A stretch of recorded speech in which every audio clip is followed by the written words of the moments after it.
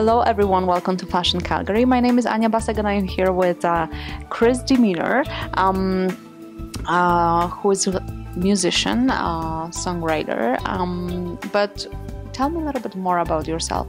What I like is your European background.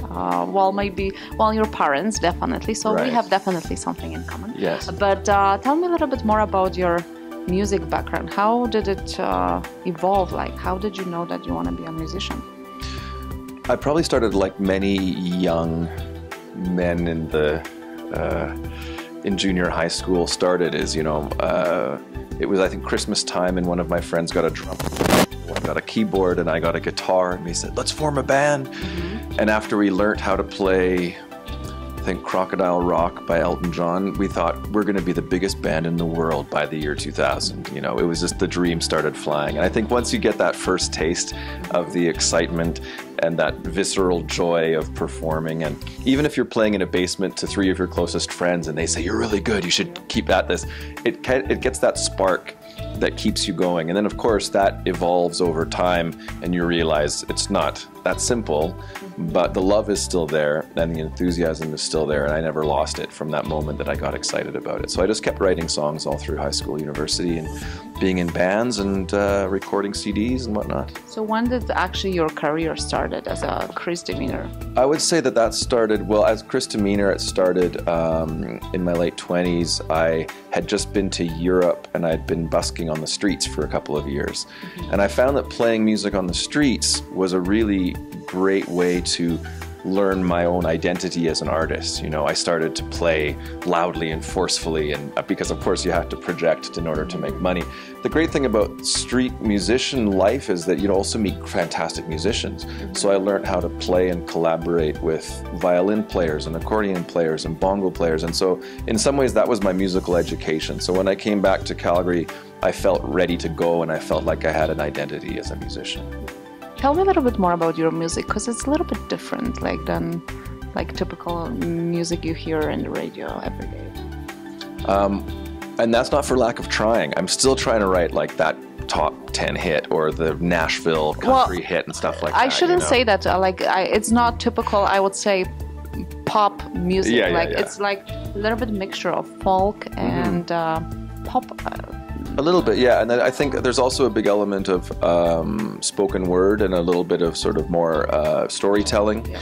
And so I think you could probably say that was part of the folk tradition or spoken word. So I like to have characters and stories and action in my songs. So it's not, the lyrics tend to be very specific and they tend to be about, a bigger concept or tell a greater story. And I'm also very affected by life here in Calgary and Alberta and Canada. I often use my relationship with my city and my environment as a way to create music too. So yeah, I'd say I love many different styles, so I think I like to smash a lot of styles together in my music. So yeah, it doesn't really sound it's not, yeah, it is difficult to categorize, and I know a lot of people probably say that, but in my case it's true.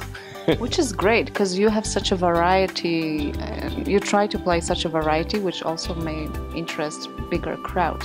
But tell me, what's the most challenging part of being an artist and doing what you're doing here in Calgary also?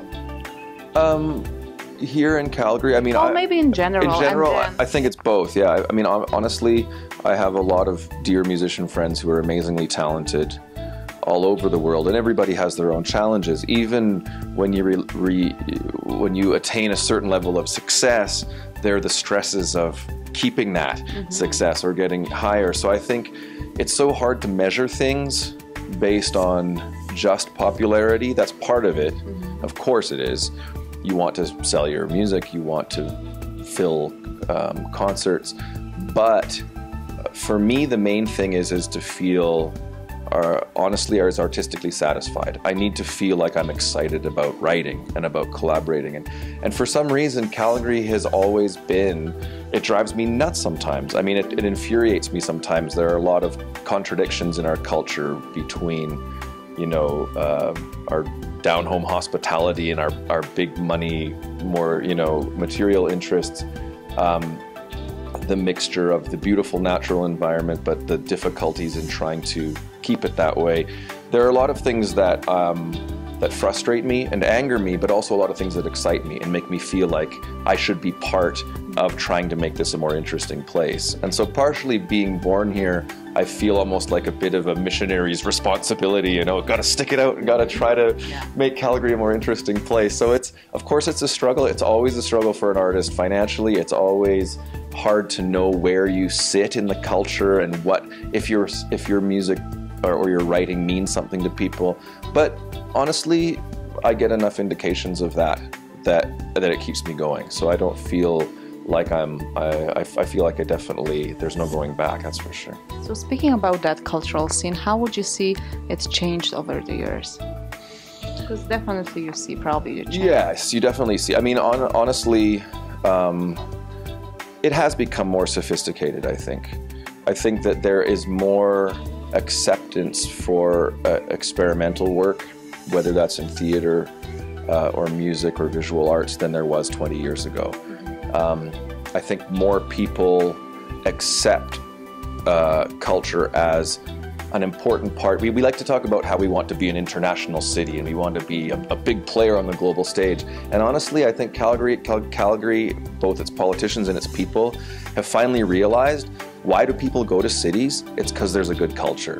That's just the way it's always been, and it's the way it always will be. And I think they're starting to say, well, maybe we shouldn't turn our noses up at having, you know, public art, like great visual art in public places, and a poet laureate, and big festivals, like in street life. And that's the most important parts of a city. You know, people can come here to work and get a job, make a bunch of money for 6 months, and then go back to where they really want to live, or they can spend that money, or they can stay here because they enjoy the culture. And I think in the last 15, 20 years, Calgary has started to just like flower a little bit and getting started. We're getting there. I mean, we've got a lot of ways, a lot to go, long distance to go still. Well, you know, your enthusiasm is definitely appreciated and shared by us as well by doing this campaign. And we are so honored to have you on board as one of the ambassadors for this year's campaign.